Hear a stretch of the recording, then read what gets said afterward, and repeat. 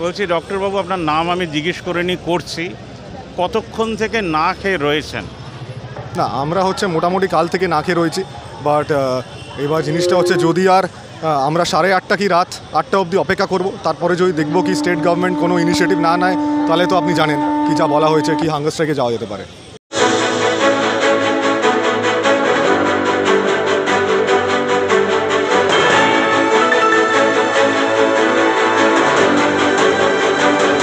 প্রথম কথা আমাদের এই যে যুদ্ধটা শুরু হয়েছিল এটা মোটামুটি 1.5 মাস থেকেও বেশি হয়ে গেছে।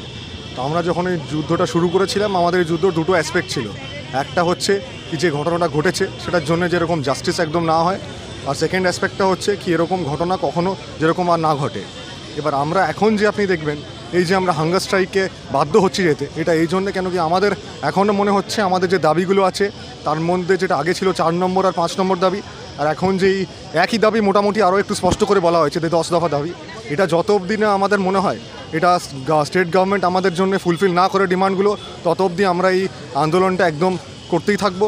আর যেভাবে আন্দোলন চলছে আরও তীব্রতাতে আমরা এগোবো এই আন্দোলনে।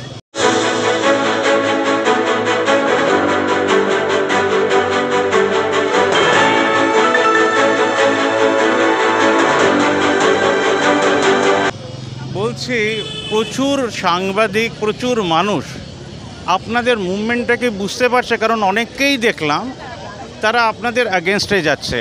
আমার মনে হলো 9th আগস্টে যে মেয়েটি মারা গেছে, ডক্টর কন্যা, নাম নাই বা বললাম, আপনারা তো জাস্টিসের জন্য লড়ছেন, যে জাস্টিসটা সাপোজ টু বি গভর্নমেন্ট দেবে এবং সুপ্রিম কোর্ট দেবে। তো do you think that people of India are understanding this your fight? Absolutely. The thing is that if you look at our movement has been occurring on a national level, it has been occurring on an international level, and with West Bengal being the epicenter of the movement. So if you look at the movement from a broader scale, we have got support from everywhere. And we also know the fact very well that the public is also completely in favor of us, because everybody wants justice for whatever has happened, and also everybody wants that this kind of an incident should never repeat itself ever again.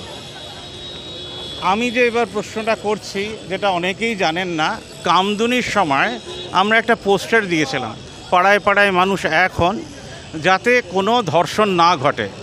কারণ কামদুনির ধর্ষণ হঠাৎ করে ঘটেনি, সেটা 6 মাসের একটা incident.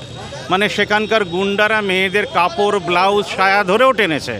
তারপর তারা বুঝতে পেরেছে এখানে ভীরু লোকেরা থাকে, তাই সেই ধর্ষণটা হয়েছিল। ভারতবর্ষ কি কাওয়ার্ডস আর মোর? পুলিশ যখন আপনাদেরকে ফিরে যেতে বলছে, তাহলে পুলিশদের কি ব্যাকবোনে কোথাও প্রেশার পড়েছে? They are not able to stop this 9th August Kamduni and 80 to 90 rapes. আর পুলিশ নট, মানে কি বলবো, তারাও তো পার্ট অফ দ্য ক্রাইমই হয়ে যাচ্ছেন আটকাতে না পেরে, আর মানুষদেরকে সঙ্গে নিচ্ছেন না। পুলিশ যখন একা পারছে না, তাহলে সাধারণ মানুষকে সঙ্গে নিক, আপনাদের পাশে দাঁড়ান।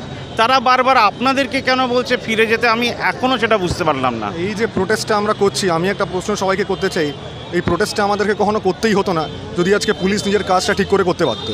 আপনার যদি মনে থাকবে 14th অগস্টের নাইটে তখন একটা বিশাল বড় মব অ্যাটাক হয়েছিল, তখন সেই পুলিশ কী করছিল? কলকাতা পুলিশ কি এতটাই ওয়ার্থলেস কি ওরা জানে না কি মানে এটা একটা বেসিক লেভেল অফ ইন্টেলিজেন্স লাগবে। এইটুকু ইন্টেলিজেন্স সব পুলিশের মধ্যে একটা বেসিক অর্গানাইজেশনের মধ্যে থাকে। যদি এই স্কেলে একটা অ্যাটাক হবে, তারা আগের থেকে জানা উচিত ছিল কি এরকম হতে পারে, তাও তারা কিছু করেনি। তার মানে দে আর বেসিক্যালি কমপ্লিট ইনকম্পিটেন্ট। আর আমাদেরকে এসে সেই জন্য আজকে প্রোটেস্ট করতে হচ্ছে, সেই জন্য পুলিশ কমিশনারও আমাদেরকে রেজিগনেশনটা চাইতে হয়েছিল। এইসব মুভমেন্ট আমাদেরকে করতেই হবে, করে যেতে হবে, বিকজ আমাদের যা মনে হয় এখানকার পুলিশ অ্যাবসলিউটলি ইনকম্পিটেন্ট, কিছু করতে পারছে না। বলছি প্রচুর সাংবাদিকরা দেখলাম ফিরে যেতে বলছেন, দ্যাট ইজ ওকে, কারণ আপনাদের আন্ডারস্ট্যান্ডিং থেকেই ফিরে যেতে বলছেন। তাহলে একটা গভর্নমেন্টও তো ফিরে যেতে পারে রেপটাকে আটকানোর জন্যে। গভর্নমেন্টকে তো বলতে শুনলাম না যে মানুষদেরকে সঙ্গে নিয়ে আরজি করে কেন বাংলার কোথাও, ইন্ডিয়ার কোথাও রেপ হতে দেব না।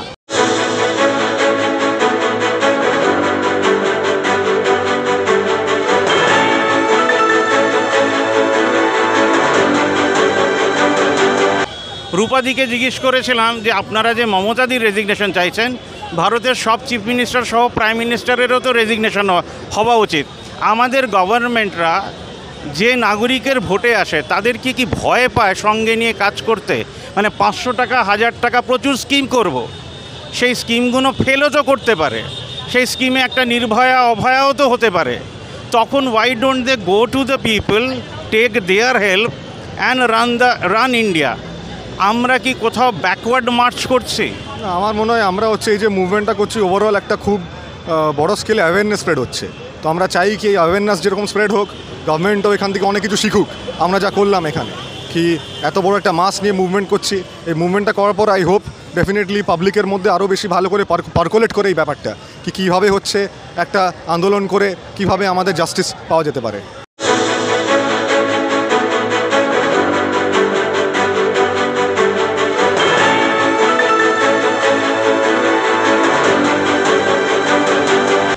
বলছি ডক্টরবাবু, আপনার নাম আমি জিজ্ঞেস করে করছি, কতক্ষণ থেকে না খেয়ে রয়েছেন?